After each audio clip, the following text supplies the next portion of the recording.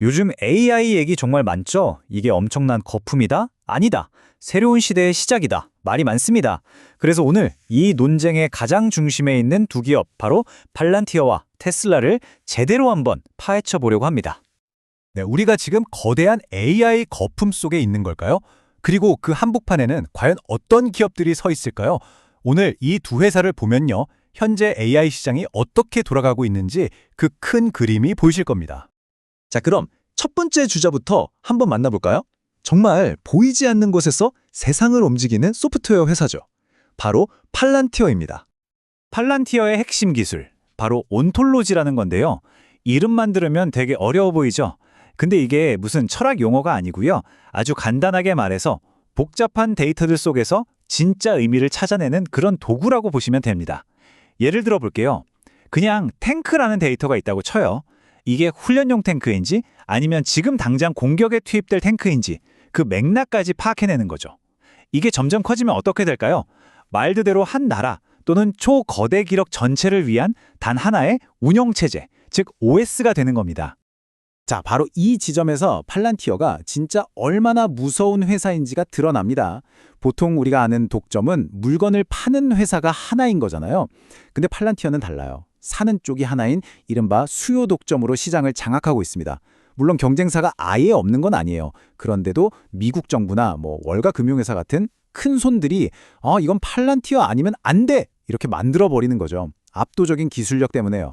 이게 바로 팔란티어의 보이지 않는 하지만 아주 강력한 힘입니다. 팔란티어의 사업 모델은요, 진짜 한번 발을 들이면 헤어나올 수 없는 그런 개미지옥 같아요. 일단 어떤 고객의 핵심 시스템, 예를 들어 국방 시스템이나 공급망 관리에 딱 통합이 되잖아요. 그럼 다른 소프트웨어로 바꾸는 건 그냥 불가능에 가깝습니다. 상상조차 하기 힘들죠. 바로 이 락인 효과, 고착 효과라고 하죠. 이게 바로 마르지 않는 샘물처럼 계속 돈이 들어오게 만드는 비결인 겁니다. 그리고 이 숫자를 한번 보시죠. 7만. 이게 뭘까요? 지금 고객 수가 700개가 채 안 되는데 앞으로 7만 개까지 늘리겠다는 겁니다. 무려 100배죠. 이건 그냥 우리 목표는 이겁니다 수준이 아니에요. 이제부터 대기업뿐만 아니라 시장 전체를 우리가 먹겠다는 아주 야심찬 선전포고나 다름없습니다. 자, 그럼 이제 두 번째 거인으로 넘어가 볼까요? 지금까지가 데이터의 세계였다면 이제는 현실, 즉 원자의 세계입니다.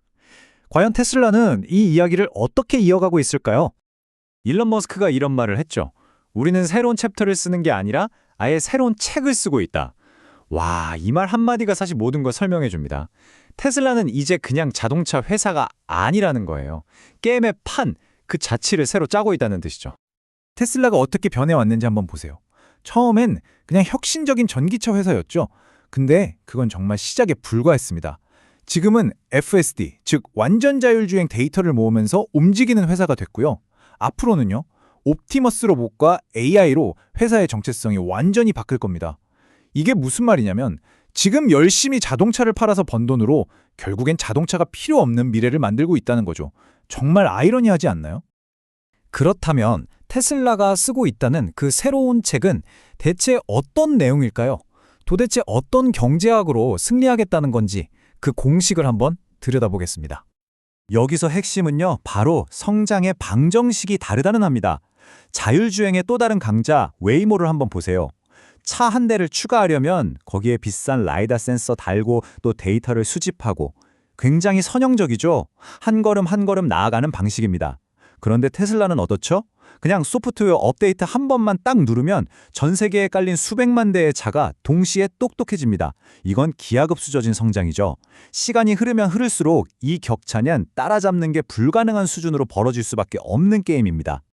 그리고 옵티머스 로봇, 이건 그냥 공장에서 일하는 로봇, 이런 차원이 아닙니다. 이건 정말 경제학의 패러다임을 바꾸는 개념이에요. 생각해보세요. 인류 역사상 인간의 물리적인 노동력 그 자체는 자본으로 취급된 적이 없거든요. 그런데 이걸 로봇을 통해 사고팔 수 있는 자산으로 만들겠다는 겁니다.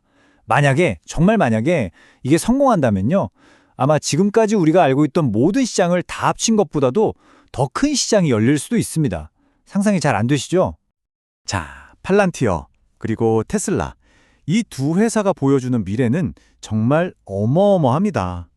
그런데 바로 여기서 가장 중요한 질문이 나오죠. 이 모든 게 그냥 엄청나게 부풀려진 거품은 아닐까요? 과연 터지지 않을까요? 지금 AI 시장에 얼마나 많은 돈이 쏟아져 들어오고 있는지 아세요? 마이크로소프트, 구글, 메타, 아마존 딱 이 4개 회사가 2025년까지 투자하겠다고 한 돈만 무려 5천억 달러입니다. 우리 돈으로 환산하면 약 700조 원이에요. 700조. 이건 뭐 웬만한 나라 1년 예산을 그냥 훌쩍 뛰어넘는 말 그대로 천문학적인 돈입니다. 좋아요.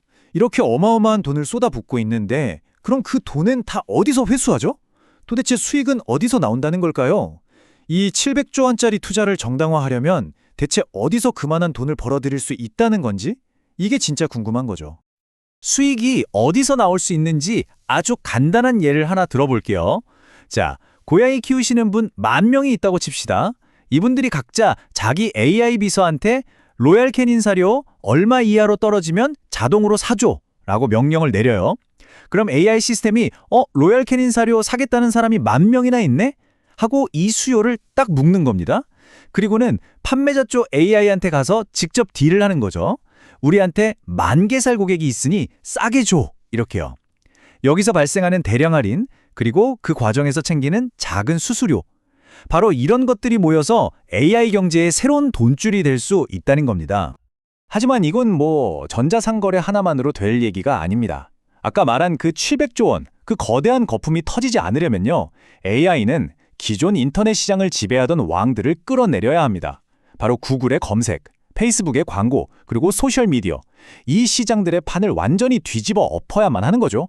이건 단순한 혁신이 아니에요. 이건 말 그대로 전쟁입니다. 자, 그럼 이 거대한 변화의 소용돌이 속에서 우리는 어떤 생각을 해야 할까요? 어쩌면 그 힌트를 400년 전의 한 비유에서 찾아볼 수 있을지도 모르겠습니다. 혹시 갈릴레오의 배라는 비유 들어보셨나요? 창문이 하나도 없는 배가 아주 부드럽게 일정한 속도로 움직이고 있다고 상상해 보세요. 그럼 배 안에 있는 사람은 자기가 움직이고 있다는 사실조차 깨닫지 못할 겁니다. 우리가 지금 딱 그 상황이라는 거죠. AI라는 거대한 배는 분명히 움직이고 있는데 너무 거대하고 또 변화가 스며들듯이 일어나서 우리는 지금 배가 어디로 가는지, 얼마나 빨리 가는지조차 제대로 알 수 없는 상태라는 겁니다. 네, 우리 모두는 이미 AI라는 거대한 배에 올라탔습니다. 이 배가 우리를 꿈에 그리던 유토피아로 데려갈지 아니면 우리가 전혀 상상하지 못했던 미지의 곳으로 데려갈지 그건 아무도 모릅니다. 하지만 한 가지는 확실합니다. 이 항해는 이미 시작됐다는 것. 그리고 우리는 모두 그 배의 승객이라는 사실입니다. 오늘 이야기는 여기까지입니다.